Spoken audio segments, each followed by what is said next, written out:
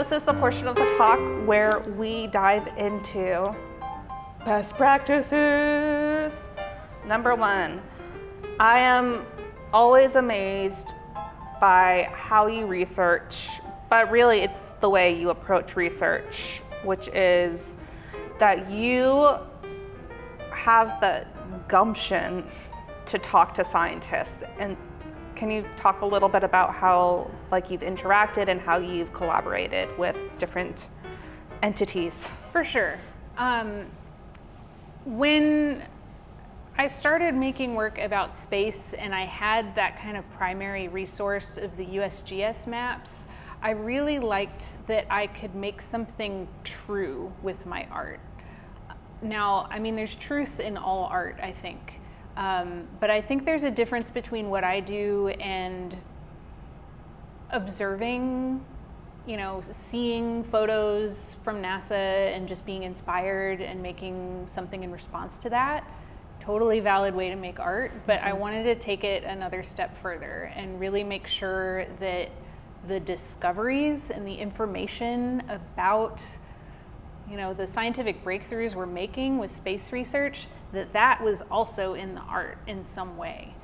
And so I guess I learned how to just cold email people, cold DM, just kind of reach out really politely, just like, hey, I'm interested in this and I see you work on that.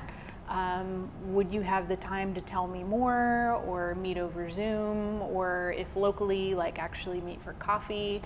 And people are really receptive to it. I think if you look up what they do and who they are and kind of show that you're genuinely interested in what they do and you're not just making it about yourself, that they will meet you. Mm-hmm. And I think that would work for anybody and not just a scientist. But I imagine from the point of view of a scientist, doing this really specific niche work that, maybe only other scientists see, and you don't really get that kind of stuff in the news a lot or among lay people, to have someone reach out and be like, hey, I do see you, and I want to know what this means. They're typically really excited about it. Yeah. Can you talk a little bit about your research trips to Houston? Yeah. I was trying to figure out how do I get my foot in the door with NASA, and NASA doesn't really put emails on their fun, learn about the planets pages. So I was just kind of Googling what are some research institutions that aren't NASA that might be easier to get into, and which ones are in Texas, which ones can I drive to? So Houston is our kind of local space city, and there's an institution there called the Lunar and Planetary Institute. And they're a very small organization in comparison to something like NASA or JPL. So they do have meet our staff, here's their emails. So I found can't remember her exact title, but she was director of educational programs. She was used to speaking with the public. So I emailed her. I was like, Good hey, call. I'm the public. I basically just explained my practice, using maps, making paintings, reading research, trying to make things accurate in terms of the science, and saying just look, I don't know what a partnership would look like between us, but if you can think of anything, I'm here, please use me. And that led to her saying, well, we help put on the Lunar and Planetary Science Conference, which is typically in Houston. It's a big conference for all the space nerds to come together and present their papers. And so she and I just put our heads together and put on an art workshop so that scientists could have creative expression. I could share my practice with them, but then they could feel validated in whatever their personal beliefs are, their way they want to, just draw and paint and doodle and, feel their humanity and not just crunching numbers and doing physics. So that's one example of kind of breaking into that world. And now that I've been kind of regularly going to this conference, I finally have some connections at NASA and at the Planetary Science Institute. There's a lot of little acronyms like all over the country. But it's kind of a networking game of just being respectful, being interested, and not being afraid to pursue things. Mm-hmm. And not being afraid of reading the very, very hard and stodgy articles. Yeah, I've bought some textbooks that are like, I shouldn't say above my reading level because I did read them, but like I'm having to underline things and look up definitions and annotate and read the same thing 4 times to like understand what it really means. But through doing that work and really wanting the research, wanting to learn from their materials, that's how I was able to share it in a way that's digestible. The layman version. Yeah, not only could I make the art about it, but the way I wrote about it is more like science communication, which is what Bill Nye does. It's, you know, just making science make sense. I also like to quickly highlight that you did your TEDx Austin College talk a couple of years ago. I did. Which was really great, and you talked about time and space. But not that kind of space. Yeah, not that kind of space. My TEDx talk, I hesitate to say this so I don't get in trouble with TEDx, but in my heart, it was kind of an unofficial advertisement for Cedars Union.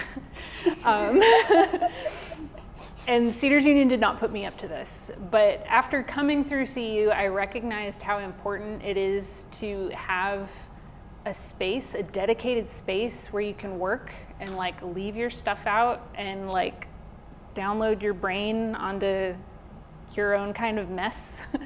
And then to have dedicated time to be with your mess and experiment and really nurture your art practice. So that whole talk is about the need for time and space for a healthy art practice. And Cedars Union gave me that, and the studio I have now is a way that I keep that going. And you inspired a lot of other people to do the same, including me. And the other picture is right here, same chair, of the solar eclipse that was earlier this year. Because I like to read science articles and can translate them well enough, Cedars Union invited me to explain the eclipse to folks here, and then we all went outside and watched it. So that howled. Yes, we did howl. Yeah.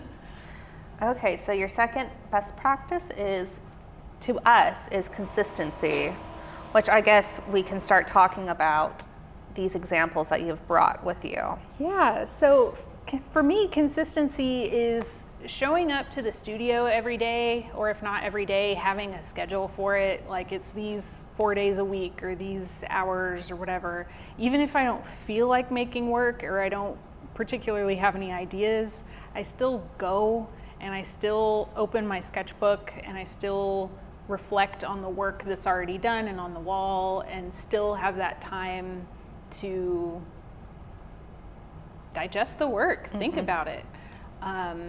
The days. Or play. I'm sorry? Or play. Yeah, play is really important too. Just seeing what the materials can do, experimenting. For me, it's kind of like a science lab. Just like, you know, what's the hypothesis and what's going to come out from, you know, these variables. I'll finally explain this. This is a materials test. So this goes back to consistency.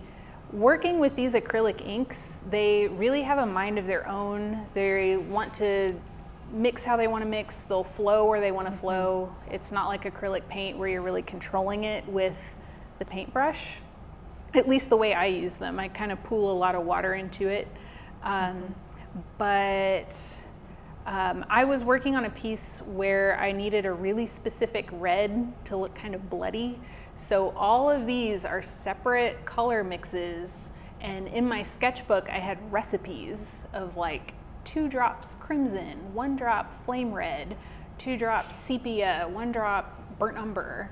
And then I would change those variables every time. So these are all different mixtures. And I think what wound up going in the piece was number 5. And I don't have the piece photographed to compare, but this stick, this is a piece of trash. Like this came off of something I had cut out, but I save them so that I can see how it will look on the substrate. So I'm painting on one side and then looking through it to see how the pigments settle. Now this one's a little bit easier to see because it's larger. This is bigger.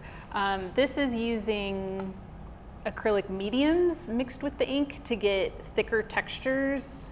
And I have them all labeled and it corresponds with my sketchbook. Trying different mixtures and other stuff. So I just have tons of these things around my studio when I'm working on a particular piece, because the big frustration for artists is matching the thing that's in your head, wanting that vision to come out. And so I'll just do this over and over and over until it's the one that I want. And I won't stop until it's at that standard. And you'll keep meticulous notes on your process and making sure you're being consistent about what you're doing, which is consistency. Yeah, for sure. And then you set up your LLC. I did. By yourself. I did.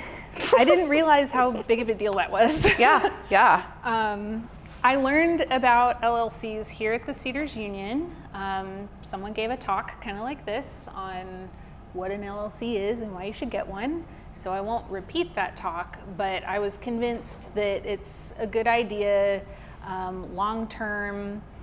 Basically, you hope that you'll never need one, but if I got into some sort of legal dispute, like if someone ran into a sculpture of mine and it hurt them and they wanted to sue me, well, they can't sue me, they sue my LLC now. Like it's a separate entity from myself, so they can't have my car or my your assets. life.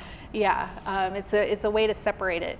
But why I think it's one of my best practices is that it really helped me to compartmentalize my art practice as a job.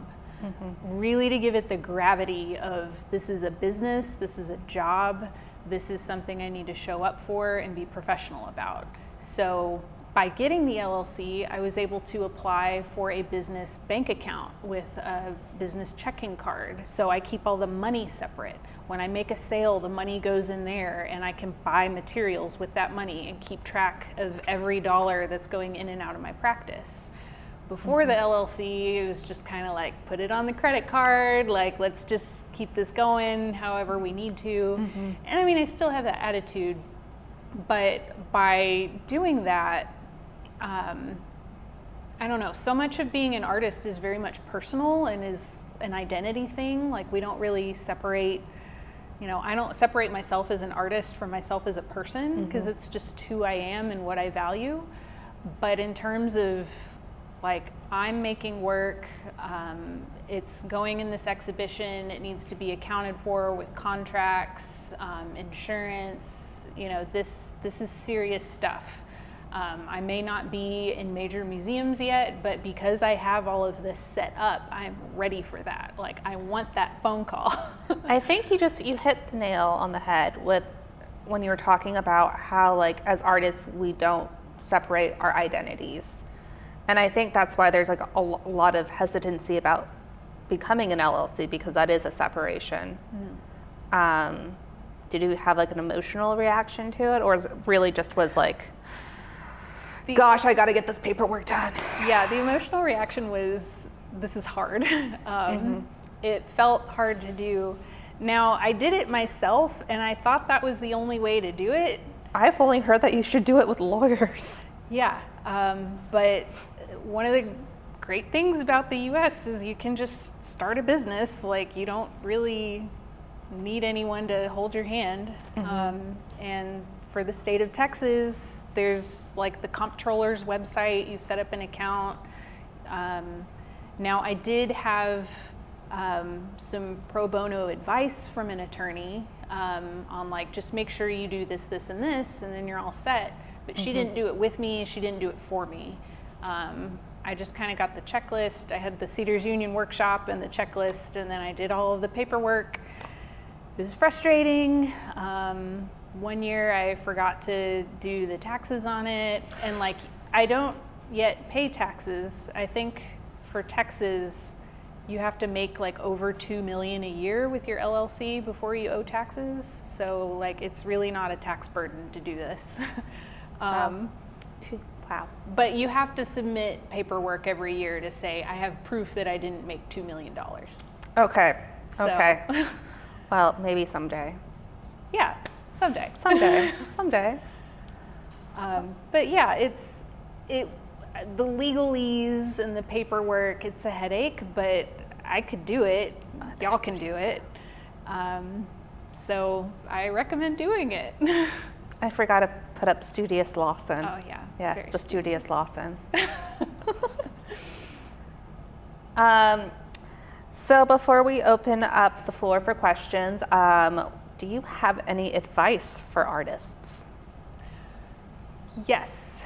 I mean, I'm full of advice, but just because we were just talking about the LLC and how hard that is, I think it's really important to acknowledge that I know we all want to like make it, and there's this kind of desire for fame or acclaim in some way. And I think for maybe a majority of people here that, being an artist is who you are, and that's all you can do, and you should do it to the best of your ability. But the thing I wanted to point out is that, you don't have to monetize this. Like, you don't have to do the LLC. You can take yourself seriously and be an artist and just do it for you and your loved ones. I have all sorts of advice on, how to do the professional route, but I think it's really important to not beat yourself up if you would rather just have a day job and make your art at home. Like, that's a beautiful thing to do. Part of why I go by Laura J. Lawson is that middle initial is shared with my grandmother, and she was an artist. According to my definition, she was not a professional artist. She was a homemaker. But I have a lot of her artworks, and they're beautiful and they're valid. And so she is as much of an artist as I am, even though she didn't show a lot. She didn't have the LLC. She didn't do all that stuff. But like, that was valid work. So I think it's important to sit with yourself and think about what you truly want from your creativity and your humanity, and like, how far do you really want to push that? If you want to push it, like, do it. If you don't let, the grind or the hustle kind of make you feel like you have to do that. Oh gosh, I'm trying to remember what that quote was. That you said, that you were wanting to be a part of history of leading humans forward. I kind of think that like summarizes that for you personally, of what your path is. Yeah. That takes us back to me learning art history in the Louvre. I was sitting in front of Liberty Leading the People and got really emotional about it, that like I could have this connection with these people from a country I didn't live in, from a time I can't access, but I was moved as a human being. And I really wanted to pay forward that level of like reaching someone I can never know through my art. So, yeah. And with that, I will be opening up the floor for questions. Let me get my question stick. We're gonna pass this around so I don't have to repeat your questions.